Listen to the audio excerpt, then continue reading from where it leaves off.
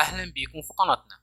النهاردة رجعنا لكم بفكرة أفلام جديدة وقائمة ممتعة وشيقة كلها إثارة ومغامرات. قائمتنا هيكون فيها النهاردة أفضل 10 أفلام سرقة بنوك وسط مسلح.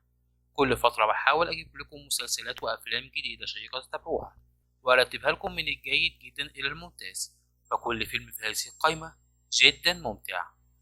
قبل ما نبدأ ما تنساش تدعمنا بلايك وتشترك في القناة وتفعل زر الجرس عشان يوصلك كل فيديوهات. أول فيلم في قائمتنا هيكون من نصيب فيلم تيكرز. اتعرض الفيلم في 2010 وحاز على نسبة تقييم 6.2 من 10 على شبكة IMDb ونسبة تقييم 62% من جانب الجمهور على موقع روتن توميتوز. تتناول أحداث الفيلم محاولة مجموعة من لصوص السطو على أحد البنوك، وعند توصلهم إلى خطة محكمة لسرقة مبلغ وقدره 20 مليون دولار يعترضهم شرطي صارم وتتوارى الأحداث. All signs point to it. Get on the floor! Went down pretty fast. Automatic weapons. 45! Precision timing. Degree of difficulty's off the charts. They were hot, no doubt about that. We'll make it that. الفيلم التاني في قائمتنا هيكون فيلم درايفر، فيلم دراما وأكشن وإثارة وجريمة. عرض في 2011 وحاز على نسبة تقييم 7.8 من 10 على شبكة IMDb الشهير ونسبة تقييم 79% من جانب الجمهور على موقع روتن توميتوز. بيحكي الفيلم عن قصة سائق سيارات محترف بيعيش وحيد وبيشتغل في هوليوود كمؤدي لمشاهد خطيرة، وفي الليل بيقود سيارات العصابات في عمليات تهريب المجرمين بعد عمليات الصد. سائق محترف لا يتحدث كثيرا ويرتبط بعلاقة حب مع جارته الجميلة وتتوالى الأحداث. His debt's paid. You never go near his family again.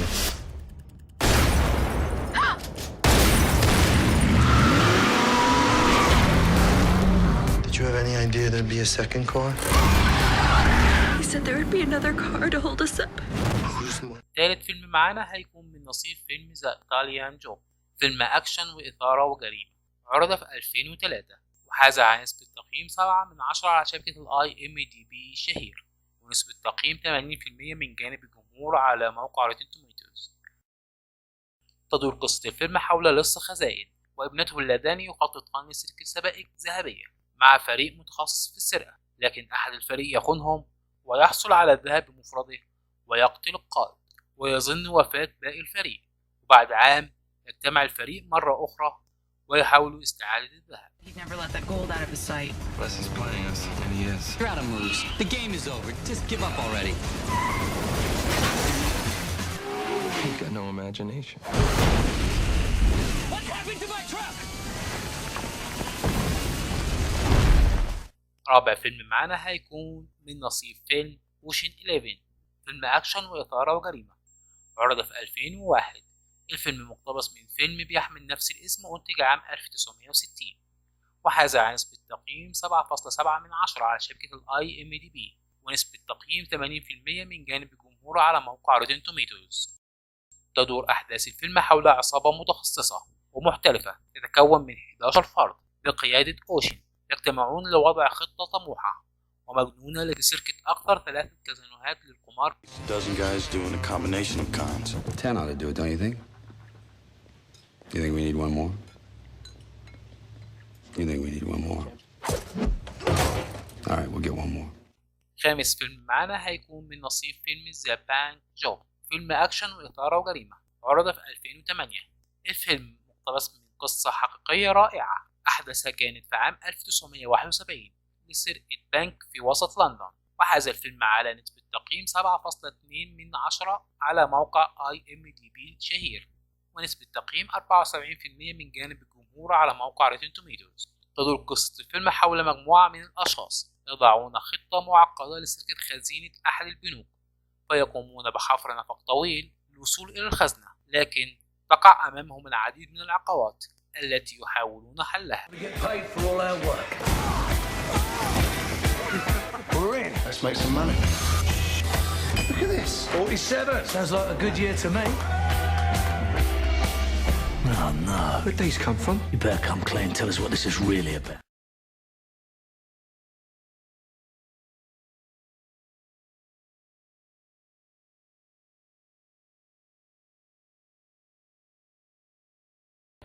نروح على سادس فيلم معانا واللي هيكون من نصيب Ocean's 8، جريمة منظمة بلمسة نسائية.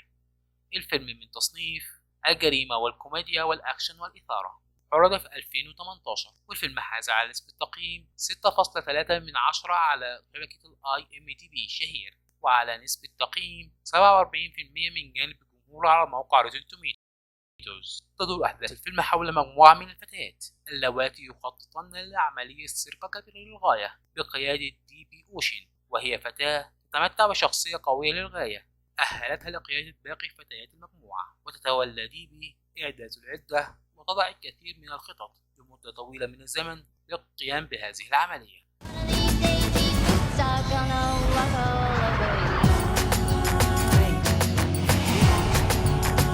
Taylor Swift? Can't we just go to this? Do we have to steal stuff? Yes.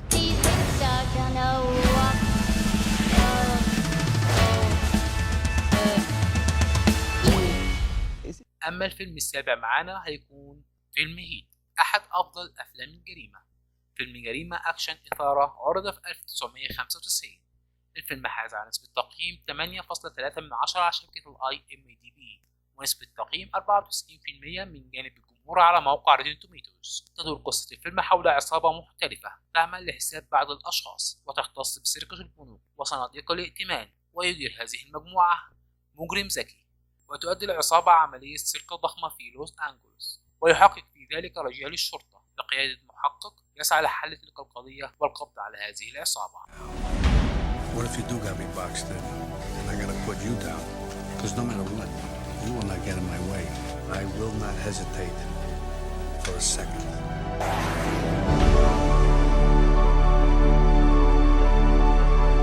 والمركز الثامن معنا في القائمة هيكون فيلم Inside Man، فيلم جريمة أكشن دراما إثارة عرض في 2006. الفيلم حاز على نسبة تقييم 7.6 من 10 على شبكة IMDb الشهير، نسبة تقييم 85% من جانب الجمهور على موقع روتن توميتوز. تدور أحداث الفيلم حول عصابة مدربة تسطو على أحد البنوك في هدوء تام وبطريقة منظمة، ويكلف عميل فيدرالي متهم بعدة اتهامات بالفساد للتفاوض مع تلك العصابة.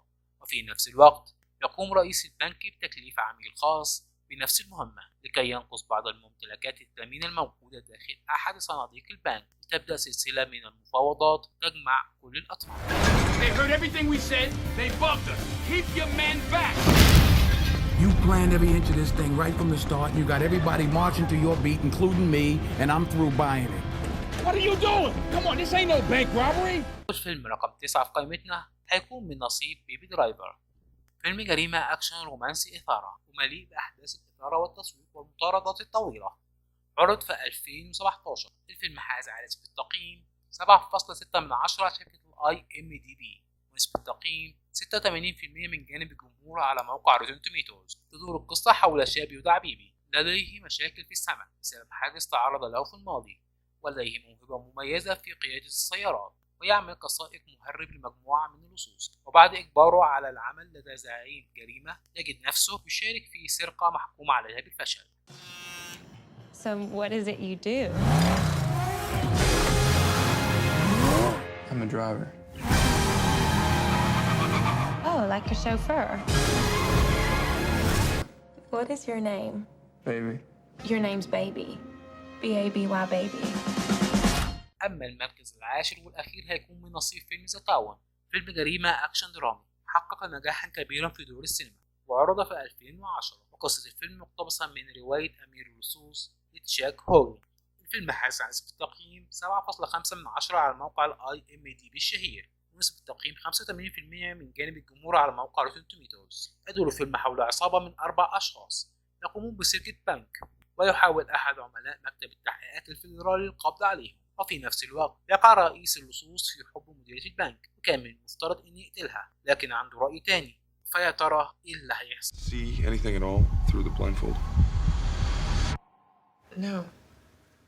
Are you in love with me? Yes.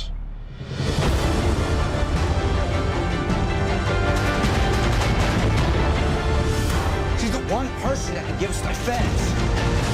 She didn't say anything. Get that in your head. This is the not screwing around crew. So So find me something that looks like a print, because this not screwing around thing is about to go both ways.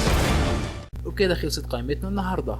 اكتب لنا كومنت بالفيلم اللي شايف انه رقم 1 في قائمتنا، والافلام اللي اتظلمت وشايف انها كانت تستحق انها تكون في قائمتنا النهاردة. كان معكم احمد، ما تنسوش الاشتراك في القناة وتفعيل زر الجرس عشان يوصل لكم كل جديد. مع السلامة.